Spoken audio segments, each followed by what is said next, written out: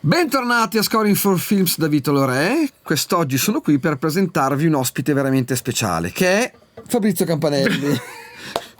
No, veramente. Questa non ero preparata. Non ero preparata.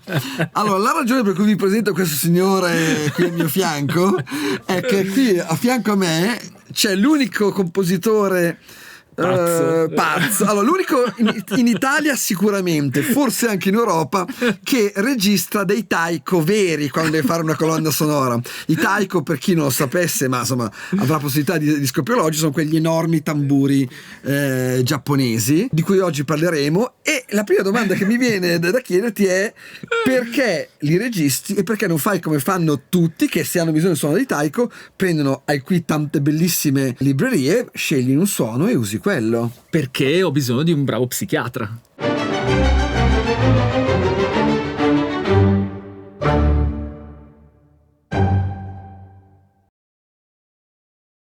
E questa mi sembra una risposta assolutamente sensata. Ma appurato questo, Ok, tralasciato i problemi mentali, rimane il fatto che lo strumento vero, il tamburo, le percussioni in generale, sai benissimo, e ne hai avuto la prova, che contrariamente a quello che potrebbe essere il pensiero istintivo, la vulgata, cioè quello di dire vabbè, abbiamo l'ira di Dio di percussioni registrate, librerie di tutti i tipi, figurati poi quelli insomma non così, non è che trovi i taiko così dietro per strada, dietro l'angolo. In realtà perché c'è un vantaggio clamoroso, un suono clamorosamente migliore nel suonarlo e nel registrarlo, se tutto questo è fatto bene. E adesso ci arriviamo. Allora, hai detto giustamente che i taiko non è proprio che si trovino dietro l'angolo. Tu dove li hai trovati? Allora, è stata un po' una ricerca lunga, anche perché il progetto è una colonna sonora, la colonna sonora di Hail Macbeth, il videogioco in prossima uscita di Paolo Sacerdoti, quello per cui tu hai diretto C'ero. Esatto, hai diretto l'orchestra, la Czech National Symphony, e questo già è un pourparlers, ma non solo, perché ho trovato i taiko facendo una ricerca che mi portasse a trovare persone che avessero le caratteristiche di saper suonare il taiko, quindi essere dei percussionisti legati a una sfera che non è solo musicale, ma che attorno ha anche un coinvolgimento mentale, se vogliamo anche spirituale, insomma è anche una disciplina, che quindi sapesse anche interpretare l'esecuzione come un percussionista, ovvero legato a una griglia temporale, legato a un qualcosa che c'è sotto, quindi a un'integrazione con il resto, in questo caso con altri strumenti, con l'orchestra e altre cose, e quindi di non facile reperibilità. Certamente. E l'hai trovato dove? O nella persona di chi? Nella persona di un bravissimo maestro di taiko, Mugen Yahiro, artista, maestro dei tamburi tradizionali giapponesi, appunto i taiko, è riconosciuto dalla libera università Oki-do Mikkyo Yoga. Azzardo in Giappone? Azzardo? Qualcosa potrebbe far pensare, ma chi può dirlo? Va bene. E nel 2014 ha fondato questo gruppo Munedaiko, appunto rivolto allo sviluppo, lo studio di questa arte, insomma, dell'esecuzione. E vi lasciamo in descrizione il link. Il link ovviamente in descrizione. Perché è importante quindi una corretta esecuzione? Esattamente come per gli altri strumenti, anche la batteria o qualsiasi... Certo. Tutto il sistema armonico, timbrico dello strumento registrato è un sistema che si somma su se stesso, quindi nell'eseguire la parte, nel suonare, il tamburo somma gli armonici, somma la stanza, le riflessioni si aggiungono a ciò che sta venendo percosso in quel momento, quindi tutto questo sistema timbrico è un sistema tremendamente più ricco rispetto a quello generato da delle singole esecuzioni suonate linearmente con quel microfono in quel punto, e quello è quello esatto, che tieni, tu suoni quel singolo colpo che è stato registrato in un ambiente definito, con una distanza definita, con delle caratteristiche timbriche un po' piallate, diciamo, perché devi far sì che il tuo prodotto campione vada bene un po' per tutti. Vada bene un po' per tutto, Certo. quindi come È il grigio che sta bene su tutto. Esatto. E quindi, come per tutti gli altri samples, quando li inserisci in un sistema timbricamente ricco come quello di un'orchestra vera, registrata, con il pianoforte, il campione subisce il destino di tutti gli altri campioni inseriti in un sistema reale, cioè quello di muore. sgonfiarsi e sembrare delle cose piccole così, anche se sono state registrate con persone che come dei forsennati picchiavano magari Certo. l'impossibile. Ma adesso è giunto il momento delle domande. Facciamo le domande. Non c'è stata la possibilità di averlo qui in studio con noi, ma non disperiamo di averlo una prossima volta, però comunque le abbiamo fatto le domande. Ciao Mugen, benvenuto. Allora, la prima domanda che ti faccio io, ma credo di farmi, come dire, portavoce per tutti: dove nascono i taiko? Ciao Fabrizio, ciao Vito. Intanto per cominciare, il taiko è parte della storia della cultura giapponese da oltre 2000 anni. Originariamente la funzione della percussione in tutte le civiltà e tribù in cui si sviluppava questo strumento era per entrare in connessione profonda con la parte naturale dell'essere umano, quindi attraverso un certo tipo di vibrazione, di frequenze, attivare internamente un certo tipo di energia. Da qui la sua funzione nell'arco degli anni è spaziata da quella marziale, quindi durante le guerre scandiva la marcia, impartiva ordini, spaventava l'avversario o incitava le proprie truppe. E come sono fatti questi strumenti? Si possono ad esempio intonare come si fa con le pelli della batteria, dei rullanti, no? Oppure di altre percussioni? Il taiko fondamentalmente è un tronco di albero che viene intagliato in una certa maniera, a cui vengono applicate le pelli da entrambi i lati, e questa è una particolarità abbastanza unica per quanto riguarda le percussioni, e che permette un tipo di risonanza molto più sviluppata e complessa rispetto a una classica percussione. Ci sono diversi tipi di taiko e alcuni di questi si possono accordare, tra virgolette, nel senso che si può creare più tensione nella pelle attraverso il tiraggio e quindi raggiungere tonalità più alte. Questi vengono chiamati shimedaiko oppure okedo. Beh, poi mi viene da chiederti com'è nata la tua passione. Nel mio caso, in particolare, sono rimasto folgorato da un'esibizione che fece il mio maestro più di 20 anni fa, che è stato come un richiamo ancestrale, una chiamata dagli antenati. C'è differenza tra suonare questo tipo di percussioni, questo grosso tamburo, e un qualcosa simile, che so, alla gran cassa o al timpano che si usano in orchestra, proprio nella tecnica di esecuzione? Si può dire che la tecnica per alcuni versi è simile, ma per altri completamente diversa, nel senso che c'è una componente molto, molto fisica nella percussione del taiko, e che coinvolge il corpo in maniera completa, nel senso che non è solo il braccio che va a percuotere lo strumento, ma è tutto il corpo che collabora nel movimento. E un'ultima domanda, Mugen, ti è capitato di lavorare magari ad altre colonne sonore o a progetti di soundtrack all'estero? In Italia non lo so, no, non te lo garantisco io, in Italia no. Infatti quando ho ricevuto la tua chiamata ho detto questo è matto, sarà uno scherzo, ho pensato uno scherzo.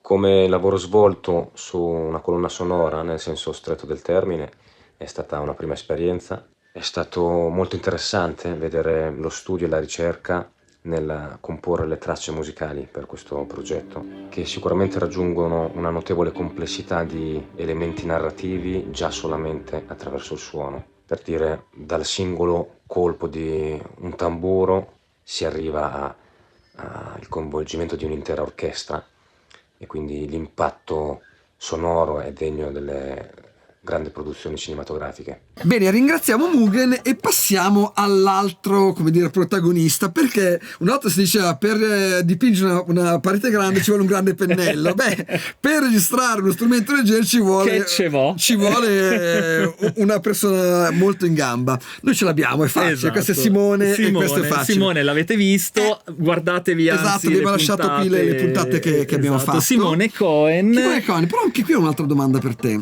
perché io ti conosco da tanti anni, so che tu sei assolutamente in grado dal punto di vista tecnico di fare questa registrazione come molte altre.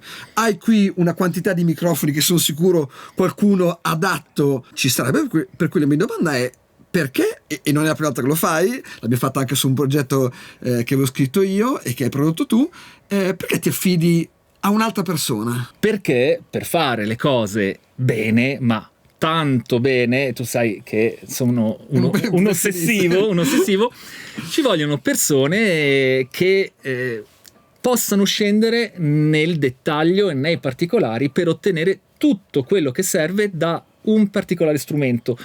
In questo caso è uno strumento percussivo. Simone, tu sai, collabora con me in studio da tanto tempo, certo. tanti progetti.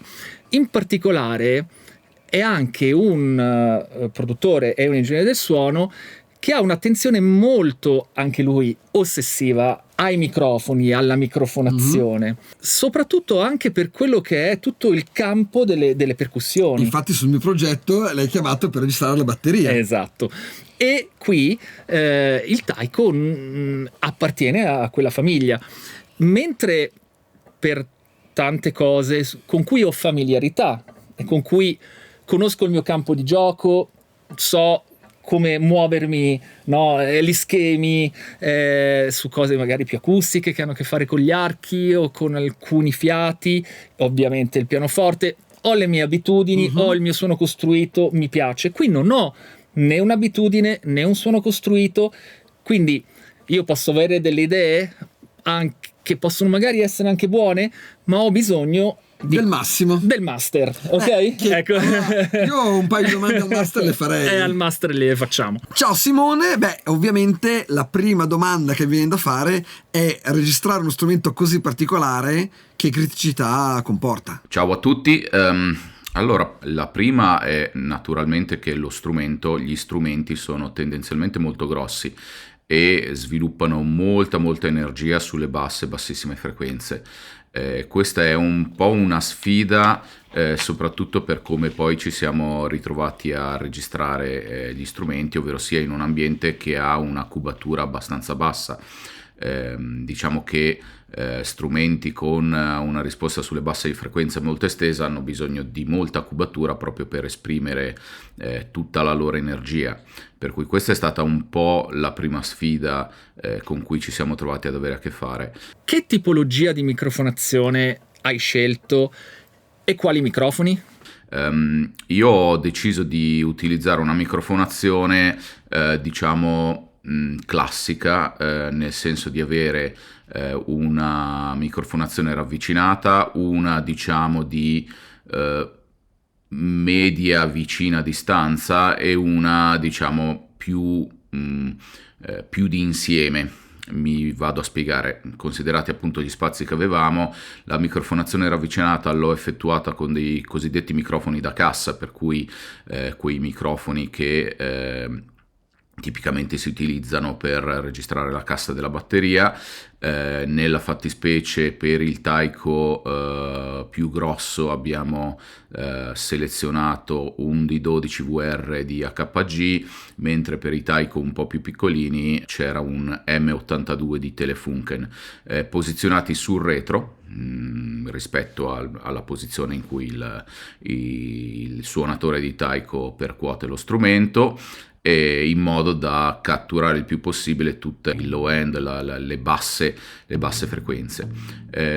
Poi ho utilizzato una coppia, uno per ogni taiko, di microfoni a nastro, nella fattispecie gli OHMA Ribbon, OHMA per intenderci, si scrive così, che sono dei ribbon abbastanza classici, e la ragione è che ci trovavamo a circa un metro scarso dal Taiko, ma volevo utilizzare innanzitutto la figura polare a 8 che mette molto a fuoco, diciamo, la parte frontale oltre che il retro, ma a noi interessava soprattutto la parte frontale e soprattutto il grande effetto prossimità, per cui questo effetto fisico naturale per cui le basse frequenze vengono molto aumentate, per cui questo ci ha consentito di avere appunto, pur con una microfonazione più distante, una buona risposta sulle basse, aiutata appunto da questa soluzione, da questa caratteristica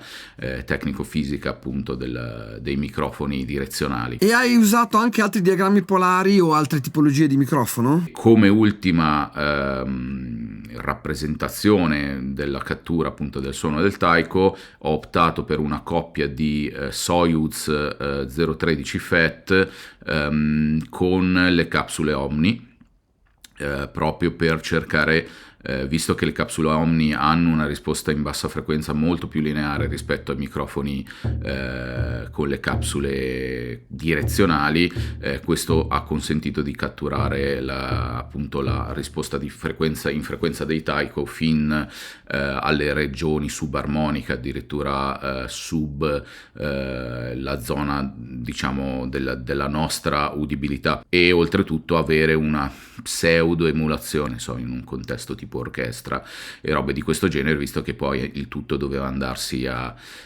incastrare appunto in una situazione appunto di questo genere, per cui con dei suoni orchestrali eccetera eccetera, per cui diciamo riuscire ad avere queste tre componenti poi consente a chi mixa di dosare quanto del super low end, delle super basse ottenere, quanto della prospettiva del suonatore avere, cioè quella posizione fatta coi ribbon, e quanto invece di ambience naturale tenere appunto nella ripresa sonora. E questo è quanto. Grazie a tutti. Ciao. Allora, in conclusione, quello che ci portiamo a casa è che se avete dei problemi psichiatrici come ho messo Campanelli e ne avete la possibilità, comunque registrare lo strumento vero. Sarà un caso, l'abbiamo detto un paio di volte già, vale sempre la pena. Credo che l'altra cosa che ci portiamo a casa è quanto è importante che noi ci affidiamo a dei collaboratori, anche su cose che sappiamo far bene, magari per avere un cold eye, come si dice, oppure un secondo parere, oppure per cose che sappiamo far bene, che però alcuni collaboratori sanno fare quella cosa specifica, ne sanno più di noi, per cui ove possibile cercate di non far tutto in casa, ma di ascoltare quello che hanno da portarvi gli altri. E quindi lunga vita ai Taiko, long live Taikos. Bene, io non posso far altro che ringraziare l'ospite che è venuto questa settimana, cioè Fabrizio Campanelli. Speriamo che tornerà a trovarci presto. E voi scrivete nei commenti cosa ne pensate, lasciate un like, se siete da dispositivo mobile potete lasciare anche hype, iscrivetevi al canale, spero che l'abbiate già fatto, ma se avete ancora fatto potete recuperare qua, e noi ci vediamo la prossima puntata. Ciao.